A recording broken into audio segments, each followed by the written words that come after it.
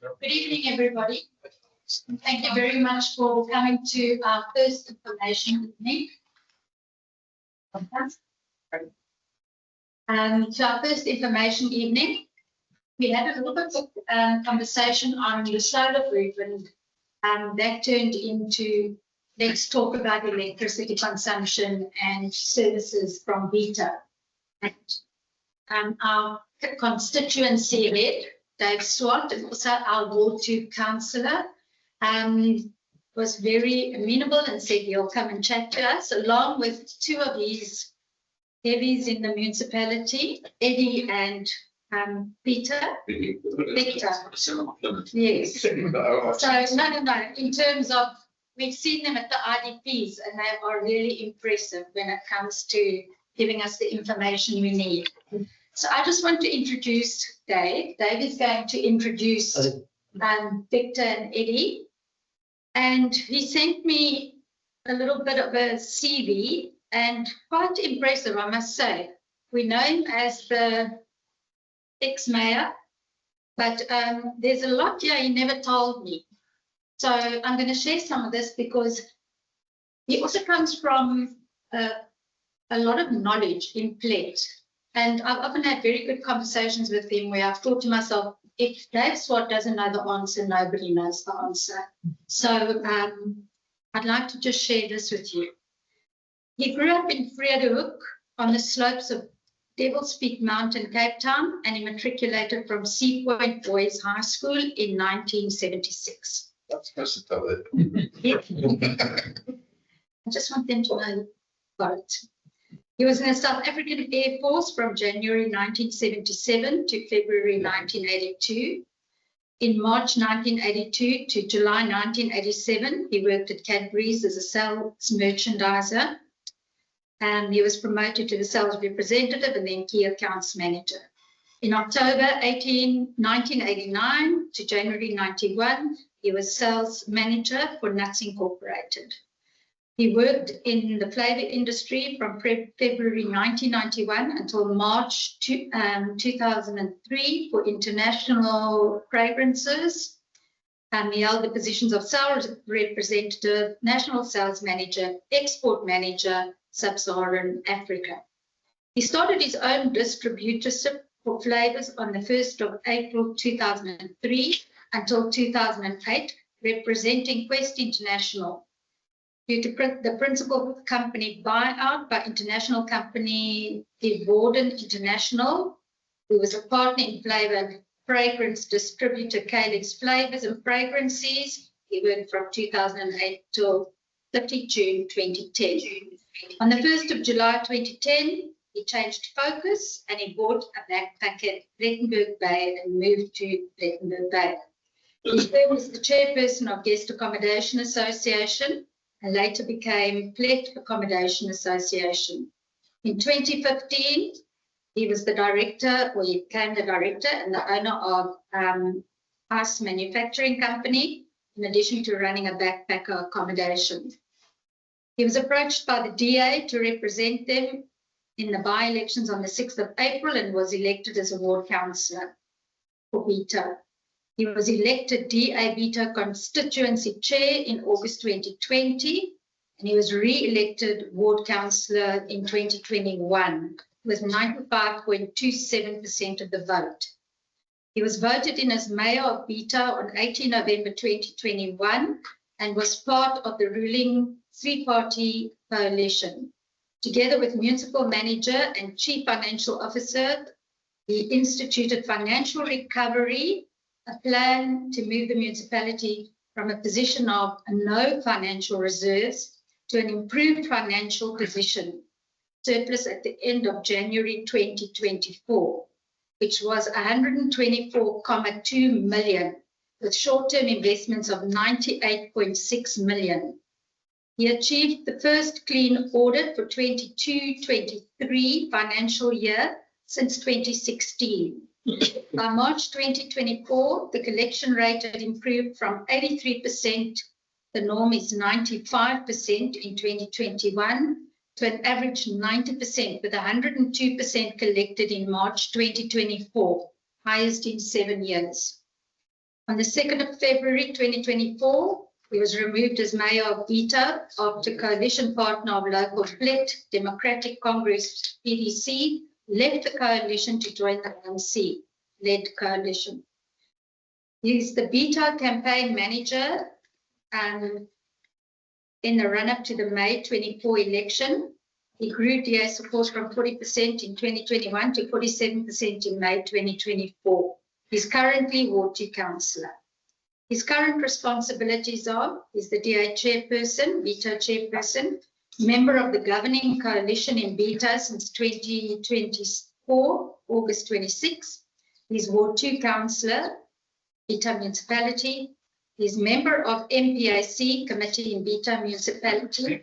He's a member of Community Services and Engineering Portfolio Committee, Bitou Municipality. He's a MACO member at the Garden Route District Municipality, Finance Chairperson. He's Deputy Chairperson for Properties at Garden Route District Municipality, Budget Steering Committee Chairperson at Garden Route District Municipality. He still owns Backpacker, run by a manager. He's still the director of the ice manufacturing company. A little bit about him on the other side. He has always enjoyed the outdoors, from spending time on the slopes of Devil's Peak and Table Mountain, hiking, playing rugby, soccer during school years, to camping, scuba diving in later years, and riding a motorbike from 2004 at the age of 44. Before moving to Plek, travelled many kilometres by bike in South Africa, all over. You've seen him on Facebook in the most beautiful places, with his wife Dorothy and friends, through involvement with the BMW Motorcycle Club, Pretoria as road captain, and planning trips away, and then chairman in 2010. He got to know some of the lesser travelled areas in South Africa. He still rides when he gets a chance. Recently, he acquired a boat to be able to spend some time at sea. The future, who knows? Part of the new future will involve helping in transitioning and transforming Bitou into an area where its citizens can go about their daily lives unhindered within the laws of society. Helps to improve the lives of the lower income communities by improving basic services and the opportunity to put food on the table for their families. Doing this by creating an environment for economic growth and well-being. And then to try and manage one of the only constants in life, change. Things keep changing all the time. We need to ensure that the change benefits us all. I say a very hearty welcome to our efficiency. So I think she's taken up half the meeting already. Evening, everyone. I just want to introduce Victor Felton. He's our Director Engineering. I don't have his whole series. I'm not as old as you. And then Eddie Oosthuizen is our Manager for Water Services. We had someone plan to come along for electricity. Sorry, there I am. Oh, there you are. Sorry. I was trapped at the gate. Sorry, Dina. Okay, good. So we did get some, because 2 people ended up in hospital to avoid being at this meeting tonight, and that's no joke. It's actually what happened. So yeah, it is unfortunate. So yeah, like Karen says, the only thing that you can bank on in life these days is change. And got into motorbike riding for various reasons, but you can ask my wife and she'll say, one day when you started riding, she asked me to go buy some bread. You came back at the end of the day, so it was out for a Sunday ride. You don't ride somewhere for a destination, you take the trip and you get somewhere eventually. This is one of those things. What I thought I'd do, and I could just stand here because they got the camera here, so I can't move around. I normally say to people, I tend to move around when I talk, because I've learned that since I became a politician in 2017, if you stand still too long, you become a target. So what I just want to do is, I just want to go through a few slides of what I covered in the public meeting that we had 2 weeks ago. it's because it's got some figures in terms of our budget last year, how we did as a municipality. And I thought that would be interesting. We normally do put the notices out on the municipal Facebook page when we have public meetings. And I normally try and encourage people to attend these meetings because that's where the public can participate and actually get things into the budget. I mean, people in Ward 2 know what they want for Ward 2. Money is limited. So when you get a chance to influence what you need for your area, that's the place to do it, at the public meetings, and especially when we have IDP. And that's IDP is Integrated Development Plan. So with municipalities, you've got to have a plan on what you want to do. And that's normally brought about by all the wards. At these meetings, people attending the meetings put through what they want for the ward. Municipality then takes that and includes that in the budget. And that's how the citizens in the municipality can influence what gets done in that municipality. So I'm not going to go, so I'm going to flash through some of the things because I don't need to show you everything, but I don't want to take up the whole meeting with this. So just in terms of the airport, I can just touch on that. We all know that the airport's closed. The RSA area, the company that's got the tender for the airport, has applied to the CIA to reopen the airport.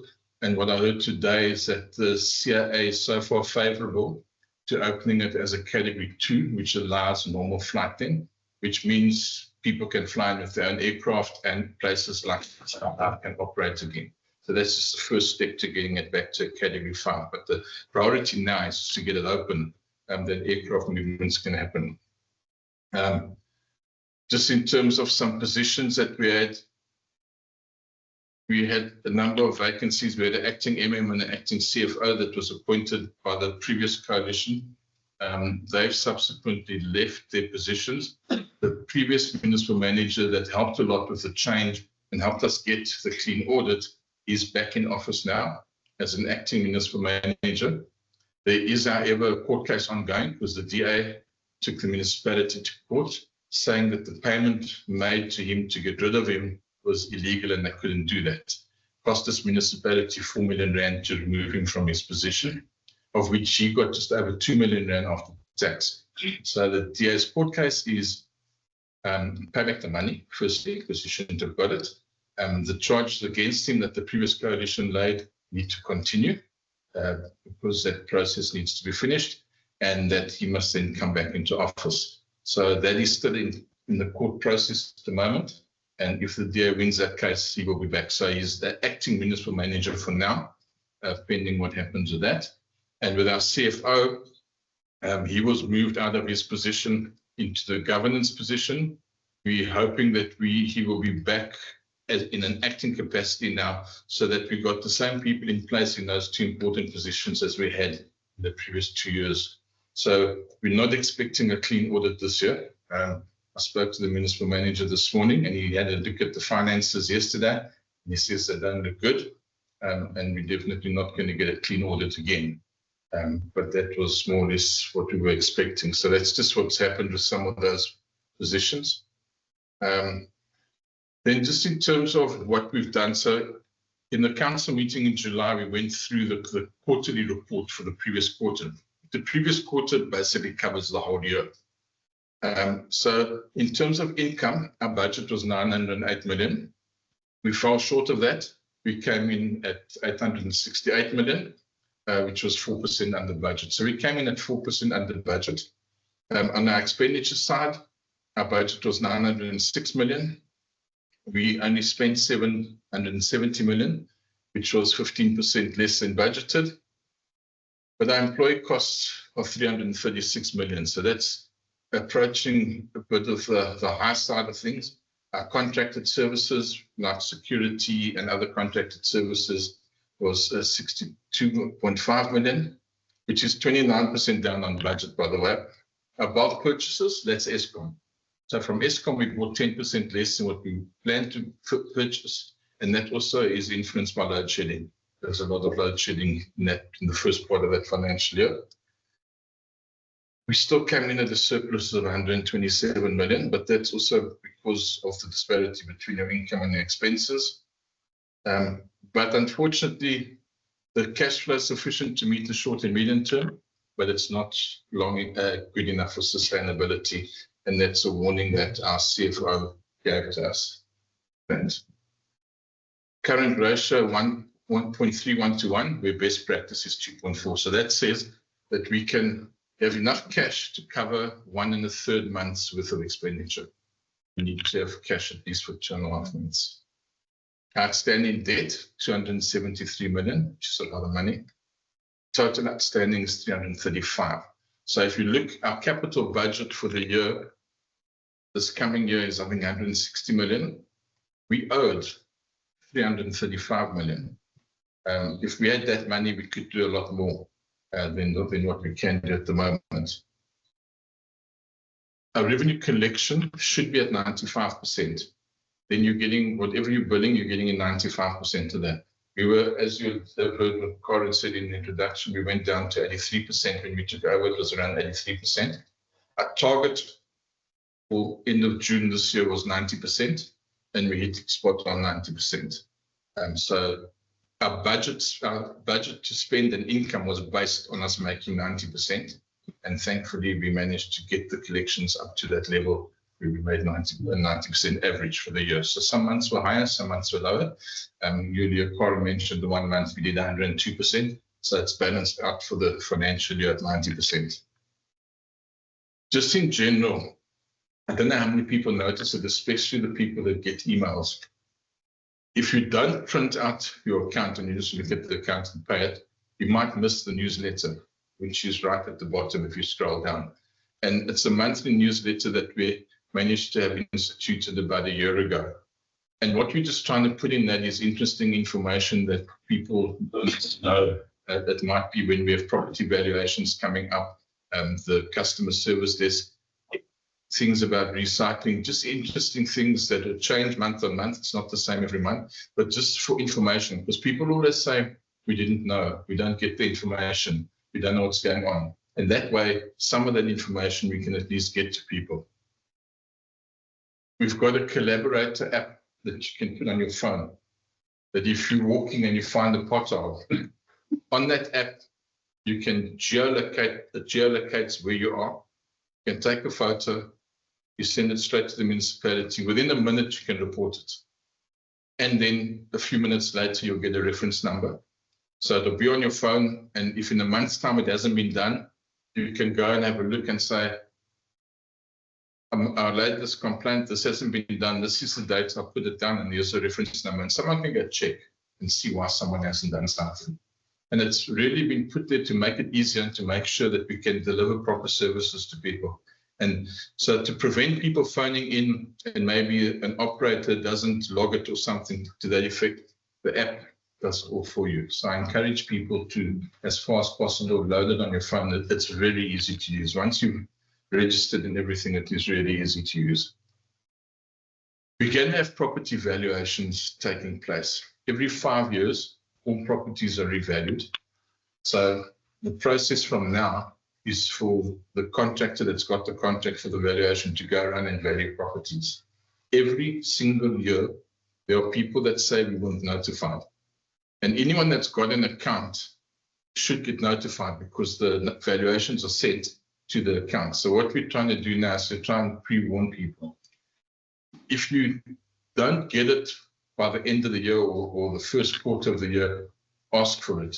Because what tends to happen is people only realize it when they build in July that year, when they go into the new budget cycle. Then there's a whole process, and you've got to apply for revaluation. But in the meantime, you've got to pay the higher value. When you get your valuation, if you don't agree with it, there's a grievance procedure. You fill in a form and you tell them you don't agree with the valuation. They will then either adjust it or call you into a meeting. When I first moved into play 2 years after I moved here, I got a valuation on my property that was R1 million more than what it was the previous year.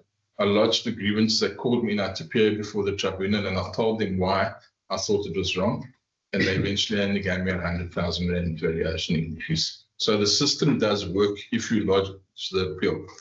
If you don't, as I say, it's going to take a lot. It'll take you 6 months after that process. So please have a look when you get the valuation. If you don't agree with the valuation of a property, lodge a complaint about it. And then that doesn't affect this area so much, but it's something I spoke about at the meeting. So I'm just going to go through that. That's a Plet South area that's having more of a problem there. And I think that's probably, I encourage people as well to, if you're on social media, to have a look at the Bitou Facebook page and to like the page, and even if you turn off the notifications, because a lot of information gets put out. There's information out that's now about an area that's not going to have water tomorrow. At least people can plan things like that. And that's part of the communication process. But you get meetings, information about entrepreneur weeks and things like that, where people can go if they're looking for jobs or ideas on how to start businesses. We're trying to get that information and that training available to people. So you might not need it yourself, but you might know someone that does want it and does need it or could use it. So these are the sort of things that go out. Gravel road maintenance in the district. This is something the district put out saying, please, if you've got problems with the gravel roads, tell us and we can come and have a look and try and see what we can do about it. Wholesale and retail trade, again, training for SMMEs, another type of notice that was put out. And okay, so this, you can stop it there. It's dealt with a different meeting. So I just wanted to share some of what I shared in the public meeting. And please, if you are logged onto, or if you are looking at the Facebook page, the public meetings are always put out on the Facebook page at least a week before the time as well. And as I said when I started, please, as far as possible, try and attend public meetings. It definitely is worthwhile and you get useful information.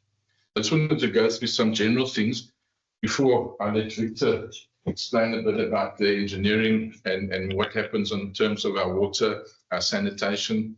And if there are any questions about electricity, we've got someone that can explain a bit about the electricity as well. So I don't know how you're going to start. I'm going to start with electricity first. So I'll let Vic take over from there. Right, I'm going to be short and brief. I'm an engineer and I'm not meant to be funny or I'm not meant to give a long statement. So you may find me like maybe cross, and I'm not a cross person. I just give information as it goes. So yes, I'm the Director of Infrastructure and Engineering. What falls under me is water and sanitation, which Eddie heads up, the division. And then the other side is electrical, which John Vina now is the acting manager for. He's been brought along just to give you information on what is happening on the operational side. I can tell you there's probably people that are talking about SSCG and they want to know where we're going as far as embedded generation is concerned. Our applications to NERSA, and it's also a big contentious issue because of the court ruling that came out recently. So I can give you a brief background on that side.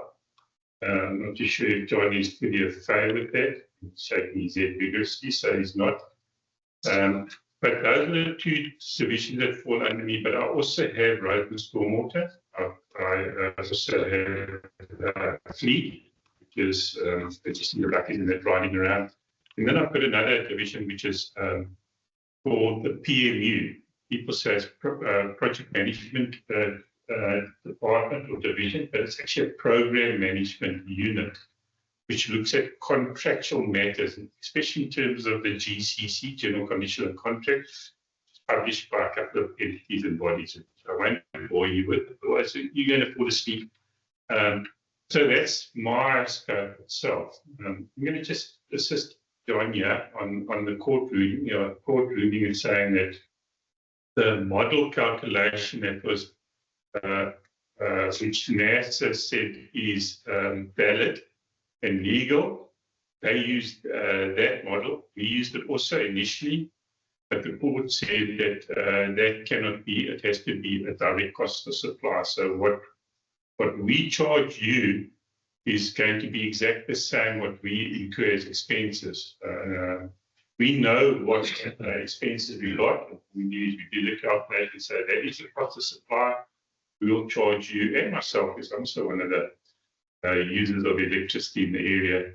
So the court said that's our approach. So we did submit a cost of supply in 23-24, a comprehensive one, to NERSA.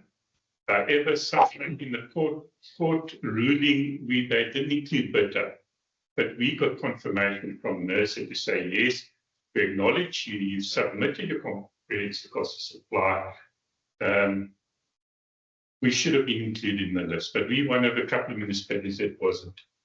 For the 24-25 financial year, we submitted another cost of supply because the judge made a ruling. We had 2 months to resubmit cost of supply to NERSA, which we did. So we've complied with that.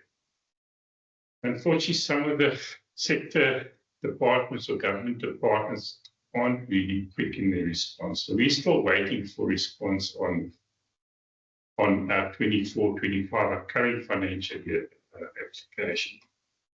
All right, that's the court ruling and the judgment and what's happened. Just to keep you abreast, if you are on board, we are active and we have got competent, qualified people. My background is I did study civil engineering. I'm registered as a professional exec. I can't even say how many years, probably since you started riding the motorbike. But yeah, if I look at John, and I think John came out with Noah's Ark, he's probably got around 100 years, John, behind you. I'm not too sure. Eddie himself, I've known Eddie for 30 years too. So combined collectively, just in this room, we probably got just about 100 years of experience. So what I'm trying to say is rest assured, it's not that we're incompetent or that we're not committed, or we know our stuff. And I know there's a lot of experts out there. Googling experts, and they say that they're experts in certain areas, but the municipality, even though it doesn't look like we're performing our job, I can't say to convince is quite difficult, but yeah, we've got competent people. We do what we can given the constraints, the budgets. The enormous amount of regulations that National Treasury just promulgated all the time. And I just wanted to say, I don't know if you're aware that a while back when I was riding on the National Road, the Auditor General was asked, who is the worst performing government department as far as irregular expenditure is concerned? National Treasury. The very same department that publishes those regulations, they couldn't even comply with their own. So it is complicated, it is difficult for us to get a clean audit and jump through all those hoops. It is difficult, but we can with the ability to do it with the right staff. So I'm not going to go into detail. I'm going to leave that up to Eddie to talk about the water, the sanitation. Yes, we've got challenges, but there's some cities in the world, even like Melbourne, London, also on water restriction, in the USA too. So we've got our challenges, but luckily our municipality is so nice and small, it's managed. And we've got supply from good resources. So Eddie, do you want to talk? Thank you for listening. Question on that. How do we, though, with your competency, get our goals to be most cost effective, and so that we use everything you're giving us to the best of our ability? Because you say we get accounts. Do you get accounts? Build electricity accounts. But you did explain some of the costs and things like that. Because those are the things that we really need to know. Yes, we can explain the tariffs and how our billing system works, and if we cover our costs or we don't cover our costs in yield. So we do know exactly what it costs us to supply you with water, like we do with electricity. It costs us supply. If you can just explain detail. Thanks for listening to me. Thank you. Thank you. Good evening. My name is Eddie Oosthuizen. Like my director said, I'm responsible for water and sanitation. So I don't want to bore you, but I'm going to take you. I'll give you history. I don't know if you guys know where our water comes from, what is our resources and stuff. Our main water supply comes from the Keerboms River. We've got a license to extract it. We've got a pipeline bringing the water all the way from Keerboms up to our treatment works. There behind the church, the fire department. We treated there, we reticulated back into the system, Transloop, Quanakatula, all the way back to Keerbooms. The license states that when the Keerbooms flow is below 300 liters a second, we're supposed to stop extraction, which we don't do sometimes, because that is our main source of water. 85% of pledged water comes from the Keerbooms. We've got other resources. We've got the desalination plant that gives us 2 megaliters of water. There's 11 boreholes that was drilled in Bitou.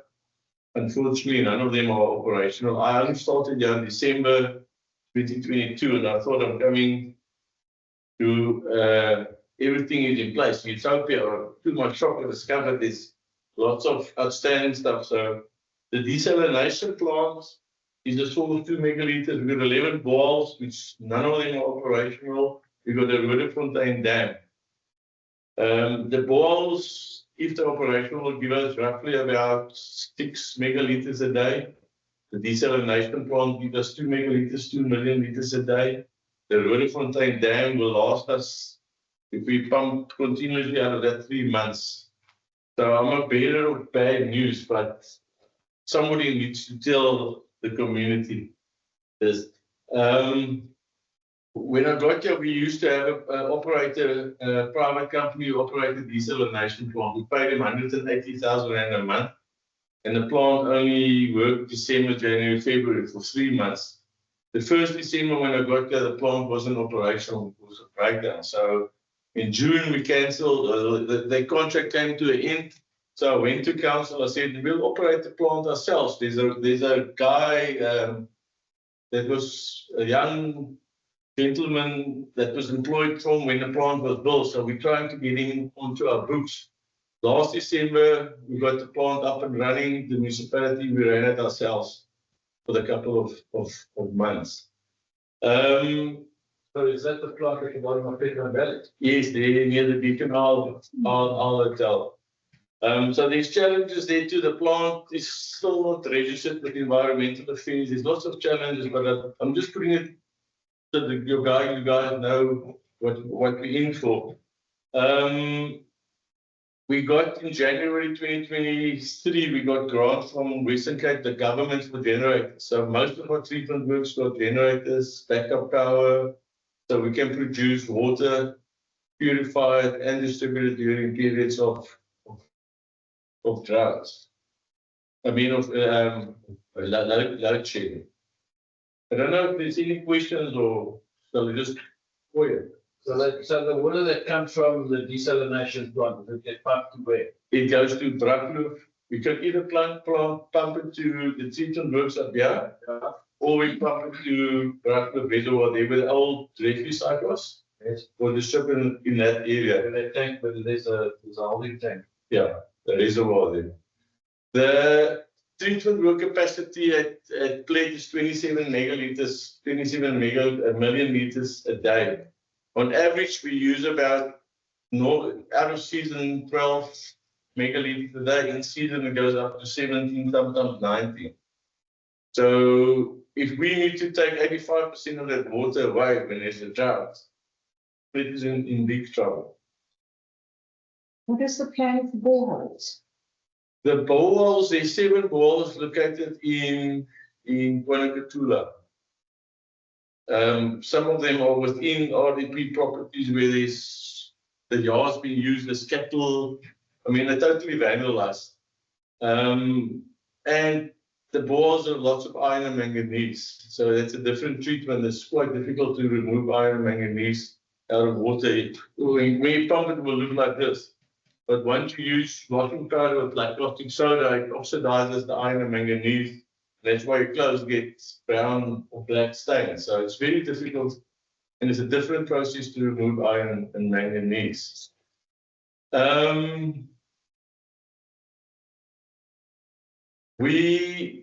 There's certain for projects that we're trying to initiate. There's lots of developments coming in the valley. I call it the valley down there. Lots of private developments. And together with the PMU, the project program management unit, we've identified bulk projects. Like we've already designed a new pipeline from waterworks to Municipality Reservoir in Keerbooms. with a tap off for Bitou, for this housing development coming in Bitou. We've initiated studies and costing for the boreholes to rehabilitate the boreholes to see if we can get it up and running, expanding the desalination plant. One of the possibilities which it's the last option is cost is to use reclaimed water from the Swart treatment plant, put it back into the Roodefontein Dam, blend it with the water there. You guys have heard probably from the Bitou Dam, we don't have storage, we don't have a bulk dam where we store water. The Bitou Dam is one of the options, so when there's good flow in the Keerboom River, we can pump water into a big 12-channel dam where we can store it and use it, abstract it during periods of drought. So, believe it or not, Plet is a water-stressed area.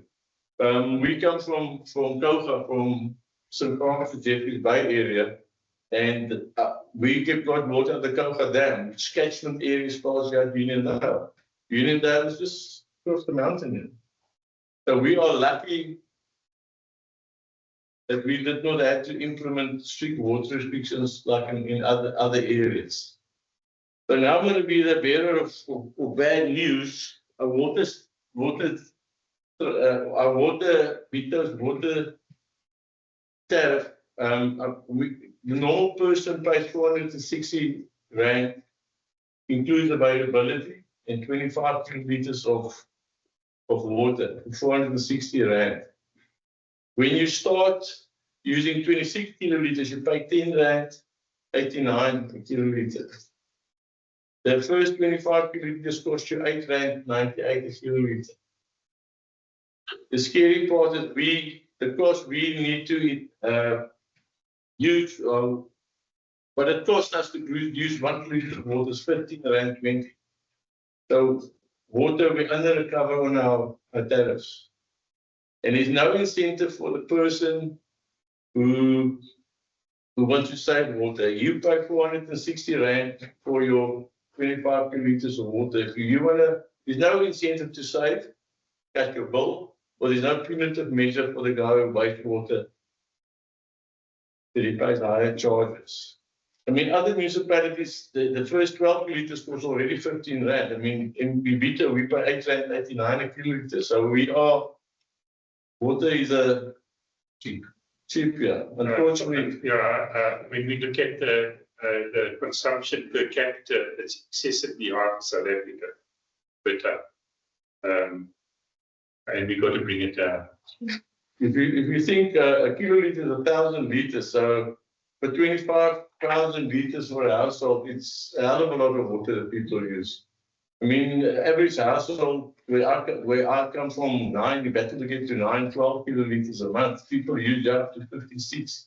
Why is that? Because water is so cheap. Just because it's cheap. People irrigate their gardens. I mean, we need to become more water wise or water sensitive to water. Put up shower tanks, collect rainwater for your garden. I was going to say, there's a lot of regulation in building now, like every new house that goes up, there's a certain amount of water that needs to be stored. A lot of houses that we do, and people are putting water tanks and they capture the water from the roof and they use that to irrigate. Is that not a regulation or a building sort of regulation? Policy. No, when you submit your building plans, you ask for energy efficiency and water saving measures. When I started in December, I was very unpopular because we implemented water restrictions, not because of the source, it's because of load shedding and all our we didn't have generators and stuff. And then people from townhouses come to me and then basically why introduce water restrictions because they want to use your water. And people are so reluctant in some states to put up water tanks because it's aesthetically not nice for them. But the day will come when we're going to struggle with water. It's so important that we become aware of critical water things. I guess that selfish is needed. We're in a state that is not occupied all the time, but we're paying the full amount for people that say is out of the 150 units that are here, maybe only 100 are being used and 50 of them are not being used and no water is being used in those units. So is there no saving that can be done for the complex? That's why it's my personal opinion, but it will be a long process and it will be involve public participation to this tariff where you pay a flat rate of 460 for your availability and 25 kilograms of water. The option might be to reduce your availabilities to say arguments of 80 rand. And you pay for your water you use. But the water you use, instead of paying 8 rand, you bring it up to 11 rand. So you've got, and how are you going to control it? Just on your building, on your, well, I mean, then you're going to have put meters in every unit. Yeah. A lot of complexes in Joburg are doing exactly that. They are forcing estates to do separate water measurement because out of the 100 people, 2 are abusing the system. I think there is a section, the Sectional Title Act was amended that sectional title units must have individual meters. So if you try to save water and your neighbors wasting water, I mean, you're subsidizing that person. So it will be good for complexes also to meter. You get a bulk meter from the council. You have individual meters. You do a water balance to see how much you get in, how much is the reading, and if you don't have leaks on internal lines and stuff. So I have a question which you probably can't answer, but maybe someone that's in the council can. We pay 533 rand and 3 cents for availability and our usage. Why is that? That's For water. for water. Yeah, but that's 460 plus. That comes to 5. Yeah. Is it? Yeah, I'm thinking. Sorry. No, that's fine. That's exclusive. So there's no incentive for people to save water. So if you use less water, you use rainwater tanks, you use less municipal water, you'll save. But there's no penalty for person who is wasting. Because there's no way we're using that amount of water for 2 people in a unit. Yeah, 25,000 liters is a lot of water. Yeah. Well, you waste a hell of a lot because you're waiting for the water to get hot to trickle down. I think I run my shower for 2 minutes before I get hot water. We It's ridiculous. When we come along in hanky potency, I don't know if you guys know hanky potency, we had water shedding because of water crisis. We gave the people 3 hours water in the morning and 3 hours in the afternoon, and it went on for about 7 years. And it's real. Yeah, they put one of the biggest dams in South Africa. The Conga Dam. Sometimes it just involves changing our thinking. So I was down in Cape Town for a function about 2 months ago, and I stayed in an Airbnb unit, and they had a geyser mounted on the wall, like in the same size as your normal gas geyser, but it was electric. And that was their geyser. So when I turned the hot water on in the shower, I had instant heat. We tend to still use the geysers that store water, and we're heating up water where there are other options available. And that way it would save water as well. You wouldn't, I mean, 2 minutes, you've got about 20 liters of water that's going to waste. So South Africa is a water scarce country. And we know with climate change, it's becoming difficult. You know, we're having more seasons of dry weather than what we're having wet weather. So we've got to change the way we use water. And I remember in 2008, when I still lived in Centurion, and the whole load shedding started with electricity. Myself and my business partner at the time said, this is a problem now. It's going to be water. This was in 2008, we said that. And that's exactly what's happening now. If you look throughout the country, the big problem in most municipalities is water. It's supply and the treatment. Thank goodness our treatment here is one of the best. Our water quality tests at 99–100% most of the time. So the quality of water and the treatment of the water is excellent. That we need to maintain. A lot of it, what needs to be done, relates back to costing and budget. So as an example, so I know the department's busy with a plan on what needs to be done short term, medium term, long term, to put it together into a bundle for funding to get funding from national government, and there's various other sources that funding can be obtained from.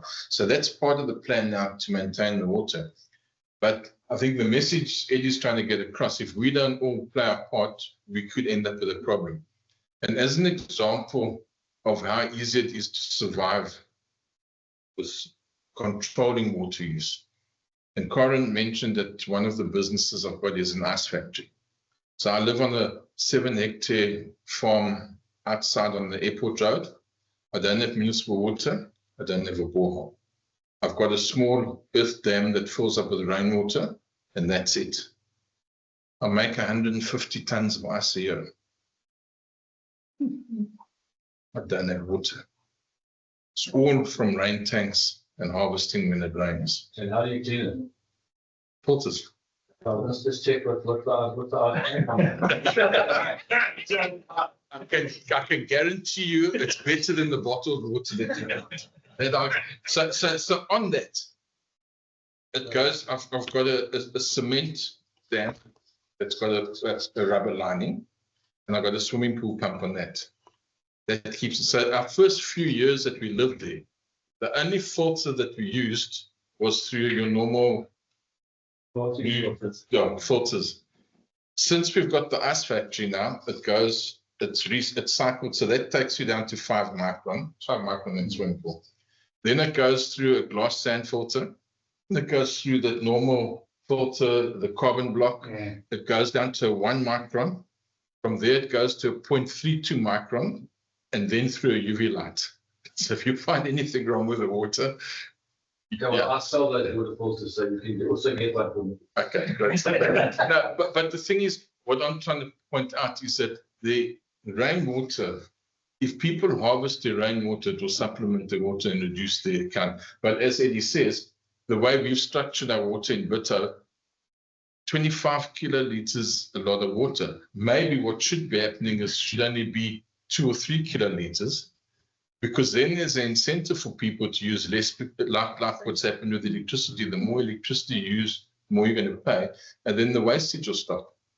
And then we can keep it. At the moment, 30% of our water is wasted, and that's what we're trying to plug at the moment, because we've got a scarce supply, but we're not in a situation and haven't been in a situation where we've had to reduce water. When we've had water restrictions, it's not because of the Keurbom flow, it's because of the Ridderfontein Dam, because the level of that dam triggers when we need to implement water restrictions.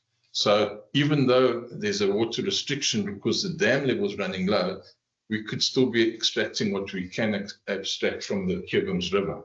So and all our plants, correct me if I'm wrong, except Nature's Valley, when 2030 needs to be upgraded, the capacity is much more than the water that they need to treat.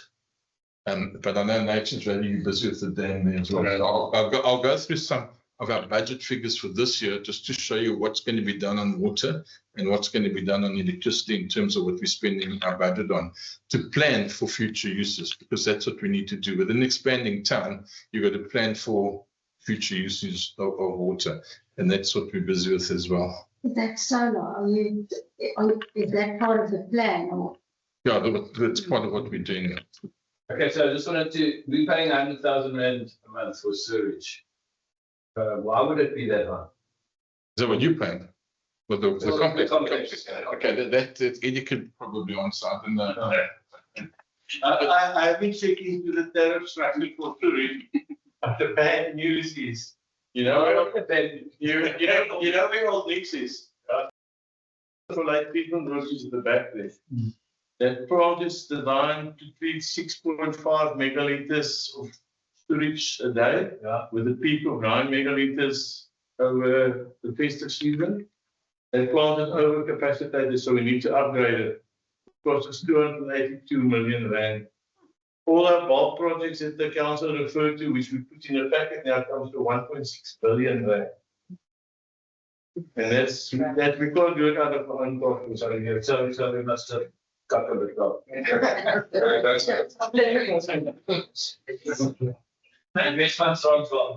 If we as a complex start trying to harvest water and save on sewage things, will the municipality support that? I mean, is that something that you would give us expertise on? Do we have to comply with certain regulations? You know, how would that work? We will support you with initiatives like that, but until we restructure the tariff, you won't get the discount for what you say. Because you already get billed for 25, but we can bring it down to a lower number and availability, and you use your water, and you will see a saving on your account. But until we go through this whole process, and it's going to be a strenuous, but this is the right word, strenuous. You know, you have to do public engagements, and you have to, at the moment we get an income. So it's an analysis. You have to go and sit and see how many properties are vacant, how many is occupied, who uses what category of water. So you don't use erode your income as it is now. You must come at it the same income, but not a burden for the residents, if that makes sense. We can't go and save now and then we're 100 million rand short on income on sewage, and what do we do then? We still need to maintain our plants and pay the salaries. And I think that question is the same question for electricity. Yeah. I mean, if we start producing our own electricity, then the municipality may start losing income, and then you've got to recover that somehow. What is the plan to do that? So what happens? Obviously, there will be a loss, but there would still be availability charge on electricity, because that availability charge is what helps to maintain the network as well. So that's why the availability charge is there. So even though you go onto SSEG, there's still an availability charge to pay. So we would lose the income on the usage, but at least we'd still get an income to help maintain the network from the availability charge. And maybe that's an option to look at on the water side, where the availability charge doesn't change, but instead of work out what the average household usage should be for someone, and let's say for argument's sake, it's 2 kiloliters, I'm just using a figure, then say maybe reduce it from 25 to 4 kiloliters, because you know most of your population is within that, and then have a rate going up from there, because then at least your base stays the same, and that pays for a network. Out of interest, a lot of our problems with burst pipes, especially in the town area, is because of the old fiber asbestos pipes that are there. We've got 150 kilometers of pipe that to replace will cost us 350 million rand. That is why it gets budgeted for to replace bit by bit, but we can't go and replace the whole lot.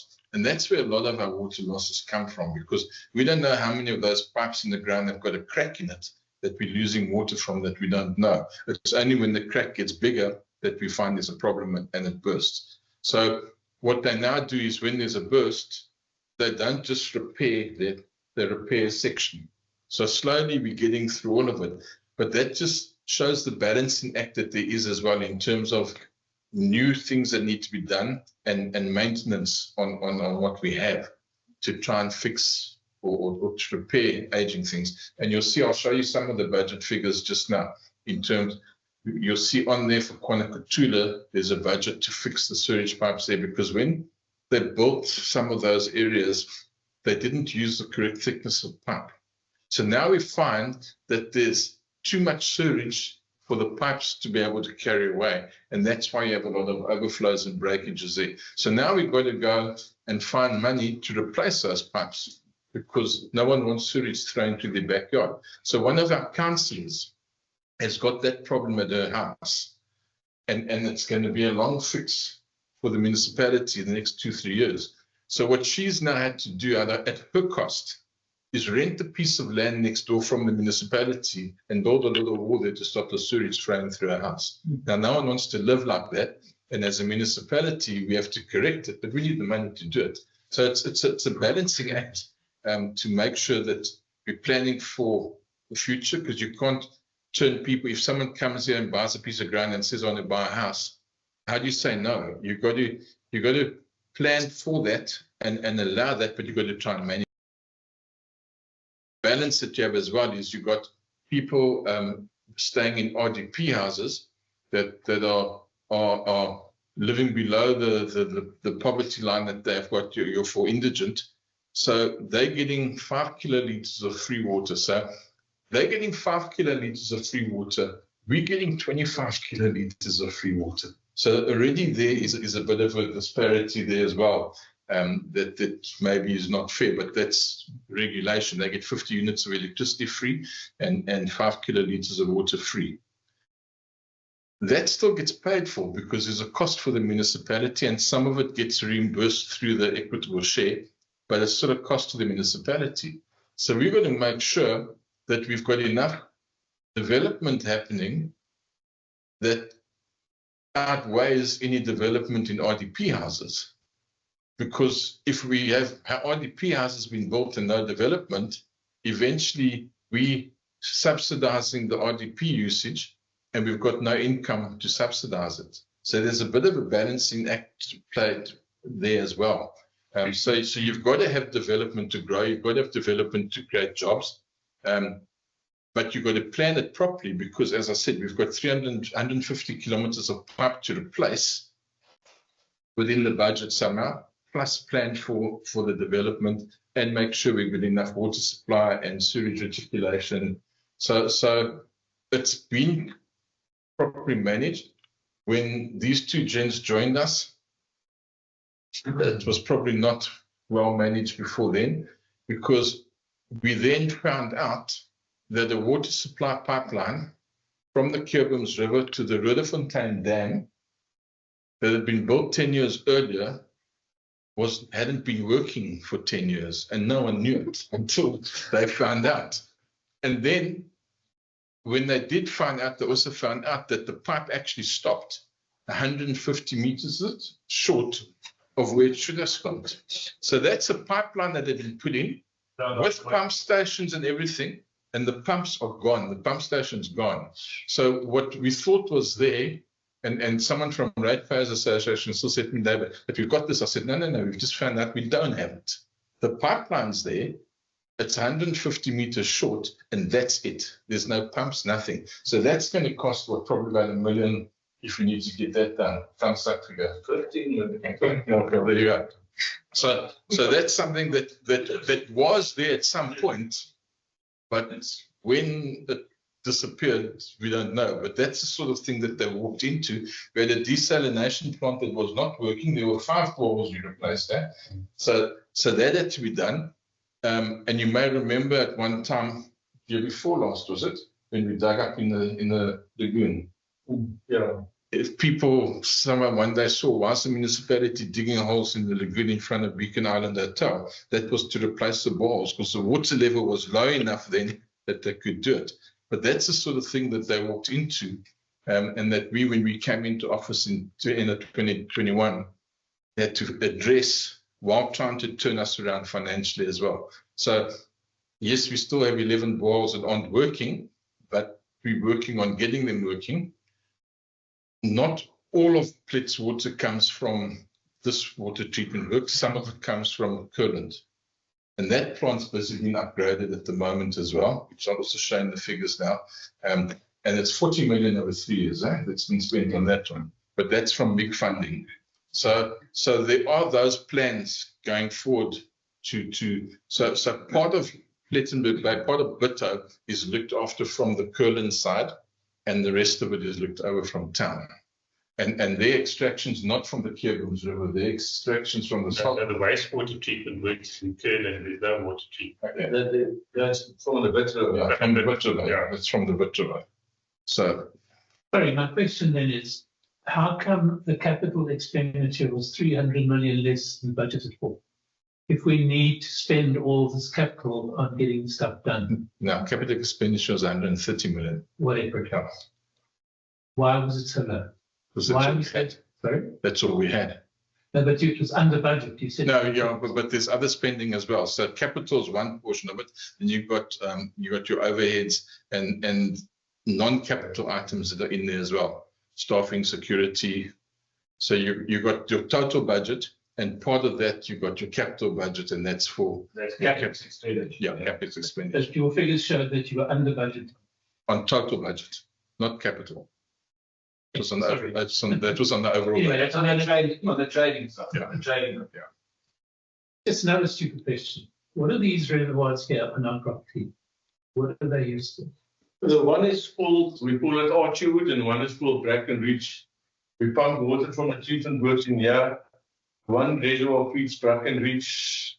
That area, Pisang Valley, that area is, you need high pressure in to supply. What do we want Breckenridge to pay for our water?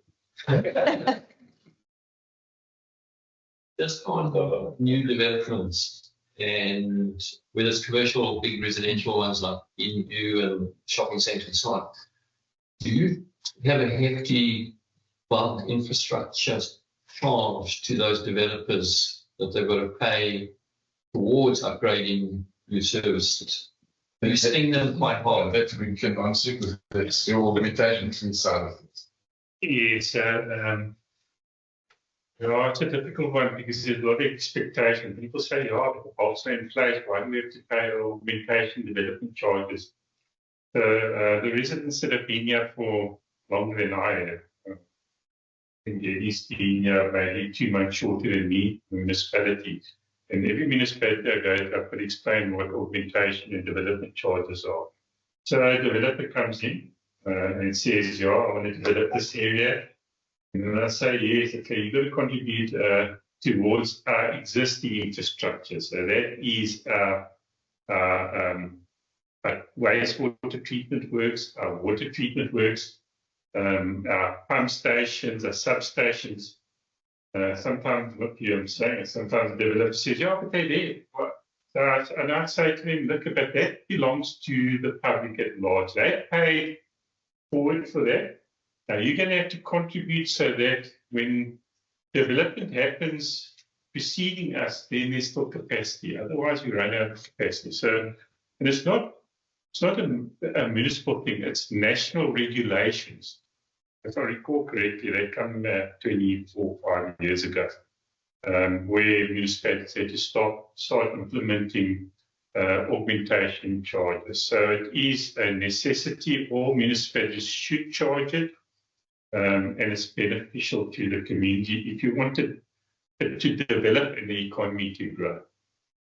My question is probably, are you charging them enough? Oh, yes. So we charge, we call it equivalent units. So it is a scientific mathematical calculation. And it's the same throughout South Africa. All right. So that formula used in Joburg, where I know they hit the developers very hard, it's the same formula. It's the same method, same calculation. Maybe we need to up it a bit. Oh, no, you know, my gripe, and I think Councillor knows it, in the past, some foreign developers got away with a bit of murder. I don't know, you call it familiarity. From an Afrikaans person, I'm trying to contract the state chances, not everyone, but there are some out there. So trying to save it them lives. So are those funds ring-fenced in any way? Most definitely. So, luckily we had started it when I got here. We started ring-fencing it, and we use the funds just to build bulk capacity. Like the councillor explained, yeah, you want to catch up. Trying to correct the faults of the past, and we're trying to get it right. Thank you. It's done. Can I just ask one question? So if there's a... You said one question last time.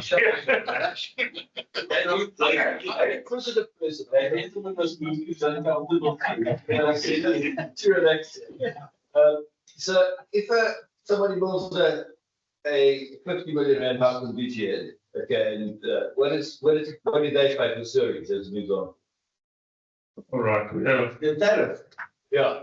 You pay the same as anybody else. So you also pay 750 rand a month. Yeah, then why would you pay any different? Yeah, you won't pay any different. Bringing other business to the town as So, but besides that, so you asking a question, we all equal here.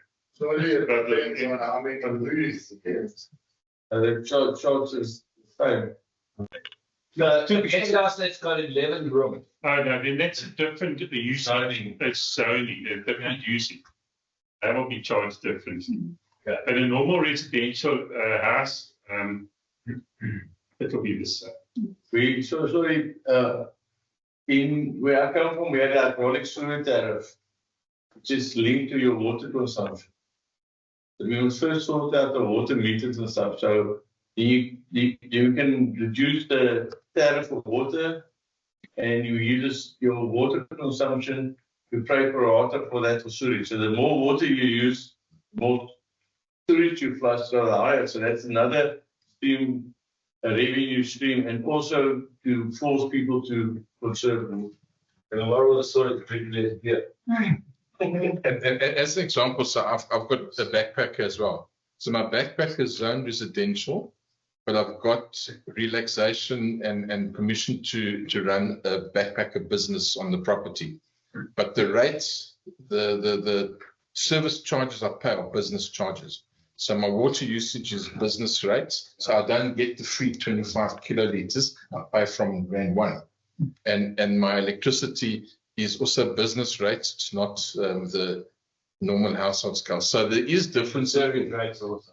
And the sewage rate also, yeah, because the sewage is based on water usage. So the more water you use, the more you're paying on sewage. So for the businesses that are running out of residential properties, there is a difference if they've declared it properly.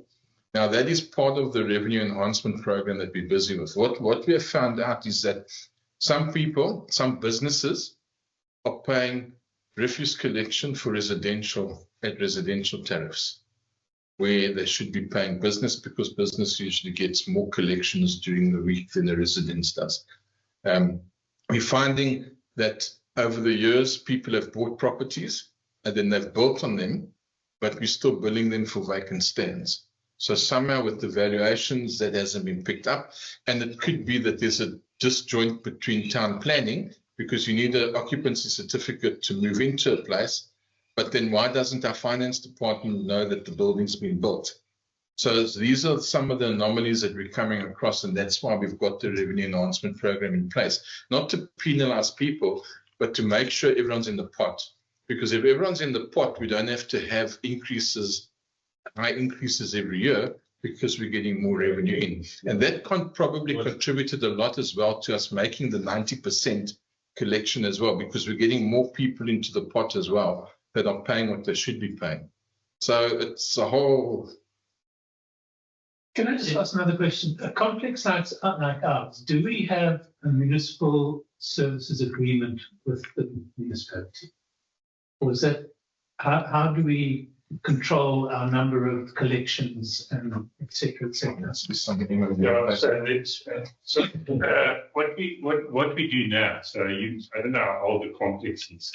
So we started doing SLAs, service level agreements, and in there is conditions. So yes, that is one of the conditions. So I don't know how old your. It's 26 years. 26 years. Well, I don't know if it would have been. I don't know for yours, but anything that comes through now, we enter in an SLA with them. Is that retrospective? I mean, if we don't have one, should we enter into one with you? I won't be able to answer on behalf of the CFO, but I know you can negotiate. And obviously, at the end of the day, if you don't have one, you could have one for that. There's got to be an agreement with us as a municipality, because we make provision of those services and you as the user. Sorry, the refuse is also a one price fits all model. Same for someone on BG that has a put to here. Yes, so there's a couple. Brand idea was it's hardly seems fair. So can I say something? What the refuse collection should be, and that's also part of what we're correcting, is 1 bin per week. So if you put out 2 bins, you should be billed extra for the second bin. So if we had 30 bins for our entire complex, we should be charged 30 bins. Yeah, so there would be, when the complex was developed, there would be some agreement that was, there must be some agreement that was done around the collection and how much you billed. Was that based on the additional units that were supposed to have been built here, or summarize? We probably need to go and check how to build. How would we be able to? We'll have to get out. Yeah, through our waste department, if you get out of the Director of Community Services and just check there, because and through that, in combination with her and the CFO, the finance department, you need to check on that.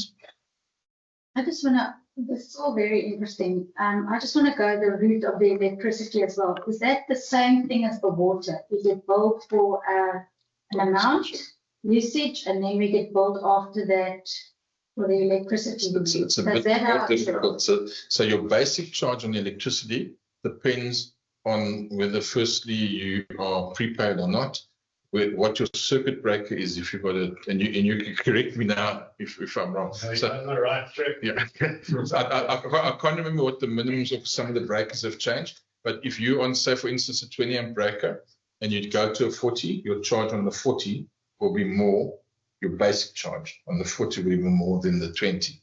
Then it also depends on whether you've got 3-phase or single phase. But in the tariff list, it does have all that. So if you know that you're in a unit that's got 3-phase and you've got a 60 amp breaker, you can go to the tariff and you can see my basic charge for that is this amount. So that's stipulated.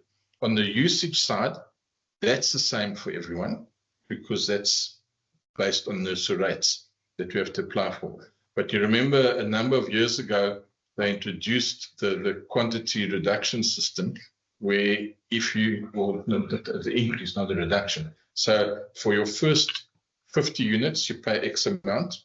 Between 50 and 150, I think it is, you pay a higher amount, and it goes up to 600, and 600 is your maximum tariff, and anything above 600 is incurred at that rate. And that is what confuses a lot of people, especially people on prepaid as well, is because they'll say, but I spent 100 Rand on electricity now on the first of the month, and I got 20 units. I'm now paying 100 Rand at the end of the month, and I'm only getting 10 units. But because the total for the month has gone through that quantity and they bill at a higher rate. And then at the beginning of the month, it reverts back to 0. So it's normally broken down on the account. I don't know if it still is or no, it was, where to show you 0 to 15, that's how much you've used, 50 to 150. So the more you use, the more you pay. That doesn't happen on the water. The water, you get a free amount, and then once you exceed that free amount, then you only start paying your usage. So when we were in full-on load shedding, we all were really worried about electricity. It doesn't seem to be that bad anymore, so nobody's really focusing on it. I remember in IDP, you talked about a solar farm somewhere. So because for now, we're okay. We seem to be out of the woods in terms of load shedding. But if our complex, we decide we want to do solar and eventually with a fuel feeding back into the system as well, what is the municipality doing in terms of solar and that? You must be careful why you're wanting to feed back into. So with solar, you firstly have to register with the municipality. So there's a process there, and you need a bi-directional meter as well. So there's a special meter that's needed. But when you feed back into the grid, I think at the moment our tariff for that is around 70 cents. And I think when you're buying, you're paying 125 or somewhere around there. So you're not going to get the same amount when you feed in as what. But the municipality doesn't pay you cash for what you feed in. They offset that against your usage. So come the end of the year, if you haven't used all your credit, it zeros and you start again. So just don't think you're going to make a fortune in money and save a fortune by feeding back into the grid. It's not going to happen because you get paid a lower rate. The logistics of it for a unit, for a complex like this, is scary. It is. I mean, it's going to cost a We've fortune. done the whole exercise. I've been through it so many times. And people sitting in this room have sat around the table for many, many hours trying to work out what's the rate. So what people in town don't realize, people that are not paying direct to Eskom are actually being subsidized a lot by the municipality. So I've got my business, the backpacker here in town. and I've got the house on Eskom. So with Eskom, before I switch on anything, 3.5 grand a month, because I pay availability and I pay this and that. There's about 4 different charges you pay, whether you use anything or not. Then when you switch on the plug, you're paying for that usage. But each of these other charges then increase based on your usage as well. We're Now, on maximum usage. the- We're on maximum. There's no maximum on it. We're on bulk. We're on. Or bulk. We're on bulk. Oh, Yeah, but what happens? The municipality gets charged that bulk from Eskom, and it's averaged. So although you might be paying 400 or 500 rand as a charge, that is nowhere near what someone that's direct with Eskom is paying. So a lot of people living in the towns and they don't realize the electricity is a lot cheaper. If you work it out per unit, but you're paying at the end of the day, it's a lot cheaper than someone with a direct Eskom account. So, sorry, I've got a question for the availability charge on single phase. Most of us here are 63 amps single phase, but Warrock Bridge, which is also on a municipal supply, which they get a bulk supply, they've got a transformer, they pay a lot less than we do availability. We pay 1,000, how much is it? 1,100. And they pay 852 rand availability. So I don't know if that's a complex thing. I would say if it's, Yes, with the expert. Far from an expert with lots of I'm very practical. On the distribution side, not on the loss control side, the metering is like so technical. There's a lot of different formulas that are used for metering and consumption, which I know very little about. So I can't add anything to any technical or financial queries when it comes to metering and consumption. I'm on the distribution side. In other words, I just make sure that they stay on. Then should there not be this negotiation back on the services agreement? I think side. we can easily find out. It must relate to substation, size of substation. One complex has got a bigger mini sub than the other.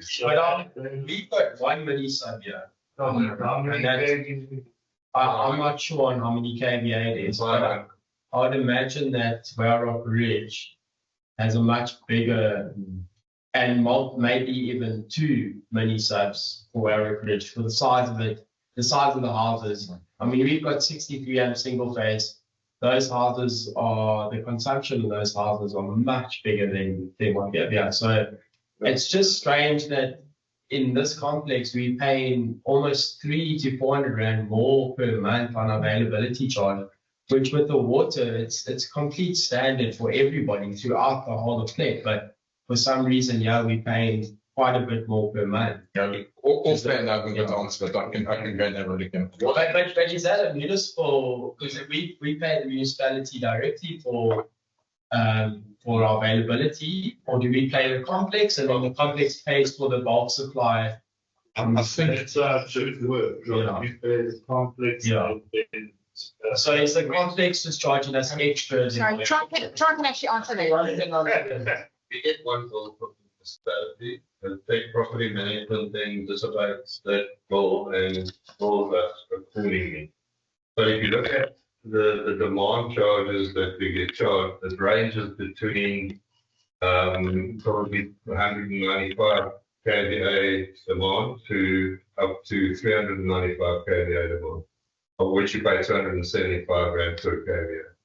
So Plek Property Management take an average over a 12-month period, and that's how they determine the 1,110 rand to pay. So there's an over recovery at some times, and there's an under recovery. So it's an average that they just take into. And there's actually always an over recovery. And with load shedding, when the power comes back on, that spikes. And Eskom takes a reading at the top of the spike. That's why it's important that people switch off geysers and things like that. Because when that power comes back on and everything starts pulling it at once, that spike goes there, and that's where you pay. That's where people that put inverters in, they all had their inverters set at the maximum of about 50%. So when the power came back on, everyone's inverters kicked in at 50%. Yeah. And the substations tripped because you're drawing too much current. And that's a massive problem that our electrical guys had initially and had to reroute some of the electricity through other substations because one area was drawing too much on switch on. And that creates a lot of problems. So it's always important if the power's gone off, switch things off. The things that you know are drawing a lot of current, switch them off. And when the power's back on 2-3 minutes later, switch it on because it benefits the complex because you could have a number of spikes and then that pushes your bill up for that period. Yeah, it's interesting to know how they bill it with the substation. Yeah, so we try and limit that spike at Eskom's side by once they re-energize, then we try and bring output on gradually. So a lot of people will complain and say, "Oh, but Eskom switched on at half-past, and we're still in the dark."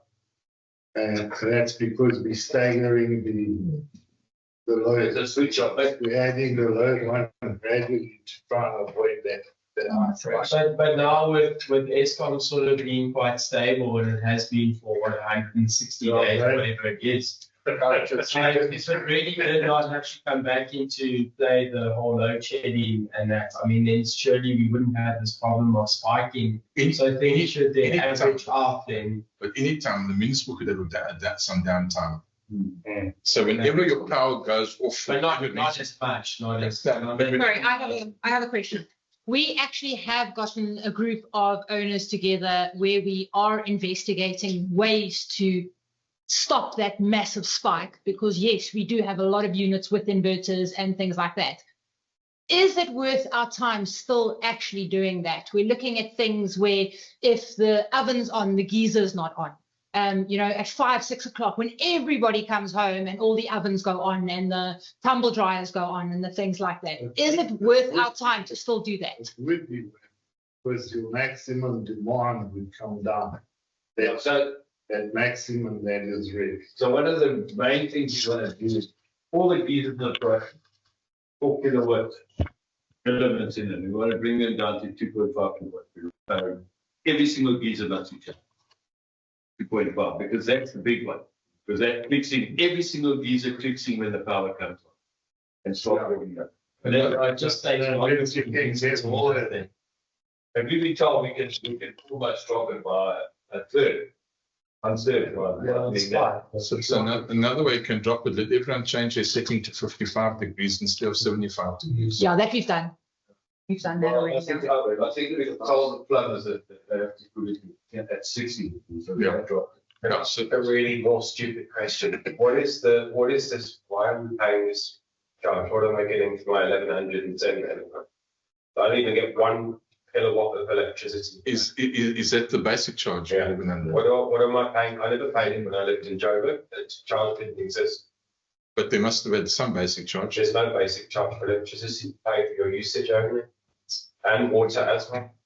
No, I never paid. I'm checking. Maybe that's what Joburg's in the message. Because that charge is really there to help maintain the infrastructure. So included in the rate. When a cable needs to be replaced, it's not 50 rand, it's 200,000 rand or something like that. If I we pay 6,000 rand plus electricity. Okay, and the rates are 10 times higher than what we're paying over here. Your property rates would be higher because it's on value of the property. Property rates. Well, the value is the same as the property, yeah. But I mean, the rates are far higher on an individual property than it keeps on what we pay. The rates are relatively low. Because you're averaging it. Yeah. The electricity is also higher in the house than it is in the apartments. But then, so that house there would probably be on a 60 amp breaker or something like that. And they might be on 3-phase or have 260 amp breakers or something. Yeah, okay, 160 amp and single phase, but it's still very high. So I suppose it's 61.5 million. But if you think it's higher than what it should be, there's nothing stopping you going into the municipality and then you can check it and see if there's a problem.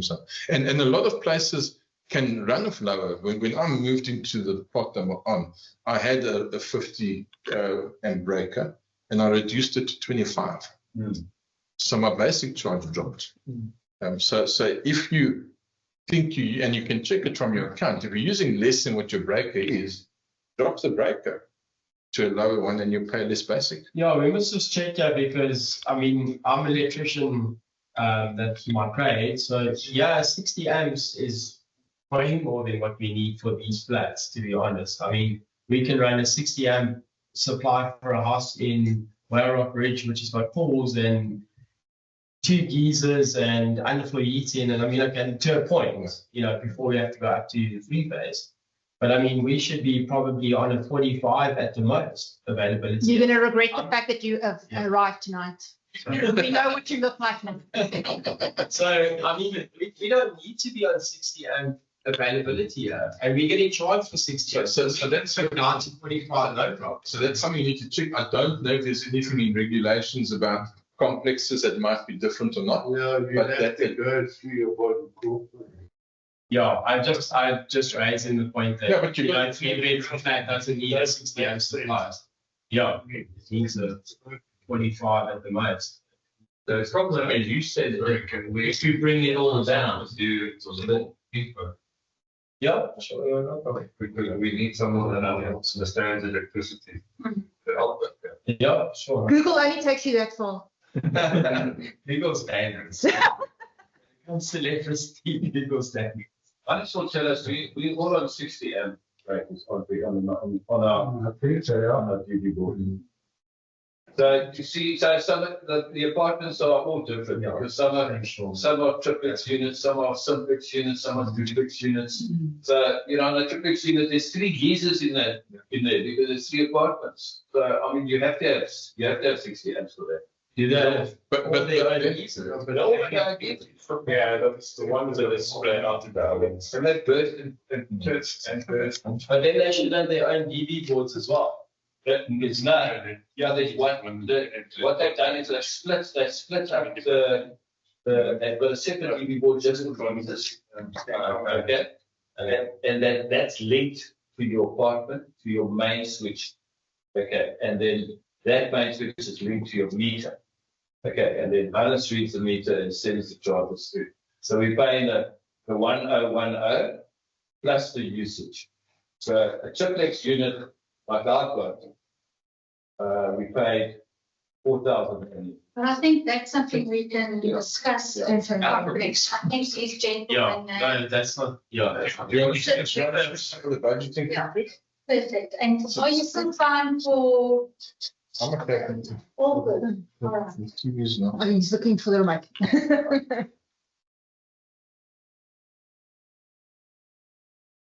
It's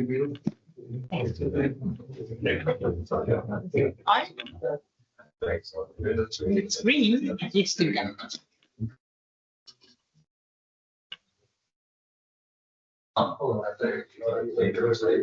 So just as an example of what's been done, what's in the budget now from July to next year, June, is sludge handling at Gansvallei, 1.5 million. You'll see upgrade of sewer, 2 million. Pump station equipment, 2.5 million. This is the current wastewater treatment plant, 12 million this year, 16 million next year, 13 million the year after. So that's all future planning for what problems we have at the moment and anticipated problems. Ebenezer, new development there, 11 million, 9 million. And Curland, that's again sewer reticulation for 250 over there.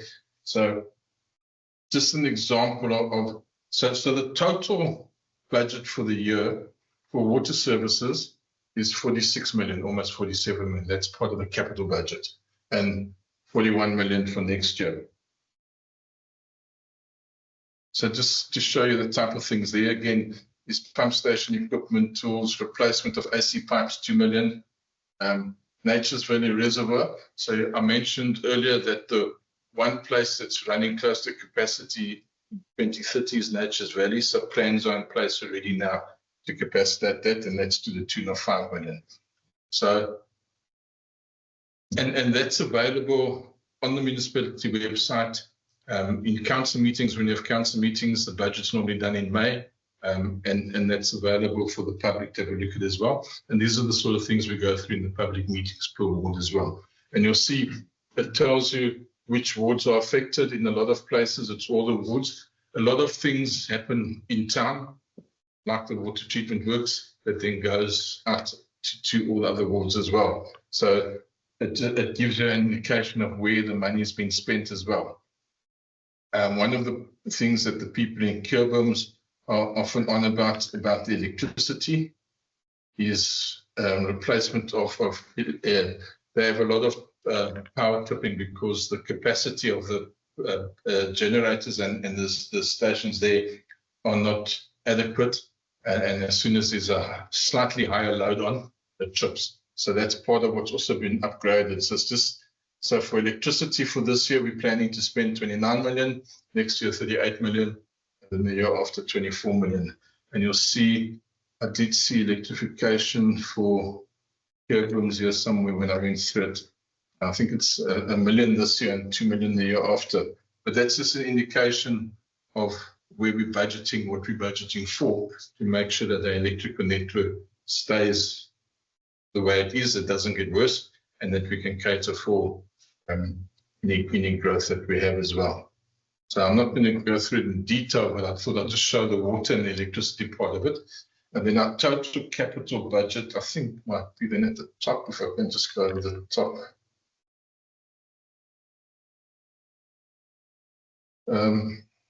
Might be at the bottom. This is for each one that looks at the top.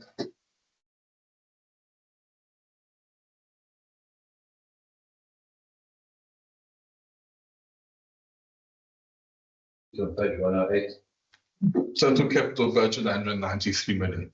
So this year we'll be spending 193 million on infrastructure development. Will that actually be spent? That will be spent. That if some of it's not spent, then they'll often roll it over. So the important thing is to spend your MIG funding, your grant money, because it's a grant money that you get given for a project. If you don't spend it, it gets taken away. If you don't spend at certain times in the year, so by December of each year, you have to have spent 40%. If you haven't spent 40%, they take away from you. Because province doesn't want to give back to National Treasury, because then it said, but hold on, you're not spending the money we're giving you. So they're going to have a look, and that's why it's always important to have more projects ready than what you're planning on doing. Because if someone's got a shortfall and you've got a project that's ready to go, then they'll divert the money and say, give it to you, go for it. And that's why they say certain times of the year, you have to have spent certain amounts, and anything that you don't spend, they will normally take back. But if you may have orders placed already on something and it hasn't been installed yet, then they'll normally allow you to roll it over. And then that's when your adjustment budget comes into place. So we've just had an adjustment budget Friday past, where there was what, 9 million or something. About 9 million from last year that wasn't spent, but it's from various sources. So we've got grant funding, infrastructure, and we've also got own fund and borrowings. So the loans that the municipality takes out, that's sometimes to fund some of the projects. So we've got a mix of our own funding, mix of borrowing, a mix of grant funding. And they always say it's good to borrow as well, because then you're keeping your cash coming in and you can rather invest that to build a kitty. And the aim of the CFO was to have 250 million in that kitty by the end of when the next elections come around in 2026. So you'll have built it up from nothing to 250. So we'll have reserves then of 250. So if something major happens that we need 100 million rand to do something, we can use a lot of our own funding for that as well, because your loan repayments are factored into your budget as well, and that you're paying back gradually, so you don't really feel it. And in the interim, you're still building up some reserves, and that you've got cash reserves. So that's just a brief rundown. And so our budget for the year is 960 million or something like that, but capital is only 193 because the rest goes to a whole lot of other expenses. So I hope that's clarified. We've a lot of things we haven't answered, probably, but I hope it's clarified a lot of the questions and made things a little bit more understandable. What is our point of contact if we have problems, questions to ask? Who do we contact? It depends what it is. If you've got service delivery problems, that would be our customer service. Other problems, infrastructure, you can contact me and I can point you in the right direction. It depends what infrastructure. If it's engineering side, then that's a person. If it's community services, then it's another department. So we attend to that immediate because of a resource, and the fact that we regard that as a sensitive. Exactly, it's not a limited resource, a critical resource. The only time that we have delays if the teams are busy on a repair and they can't do it, obviously. So that does happen from time to time. But that's one department that is definitely has always been jacked over the years. In town planning, does that fall under your department? No, that's under strategic planning, so that's a different department. There's 5 departments. It's the CFO, Chief Financial Officer, the Finance Department. It's engineering, community services, corporate services, which is more your staffing, and then strategic planning, which your town planning is under. In strategic planning, and you liaise all the time? All the time. Sorry, that app you mentioned earlier, Collaborator. is that what it's called? It means collaborate. So go to your app store, Yeah. App Store, And and then just look for collaborate. that's quite a good idea. Please. Can you use that? Is that for anything? Like, can it be a puddle? Can it be Anything. even if you've got a kiosk, an electrical box where it's like completely ripped open and the button bars are put in there and the I'll show you online what it does. But it goes through and there's different types of faults that you can report. No, that's I'll share it on I Love Castleton again.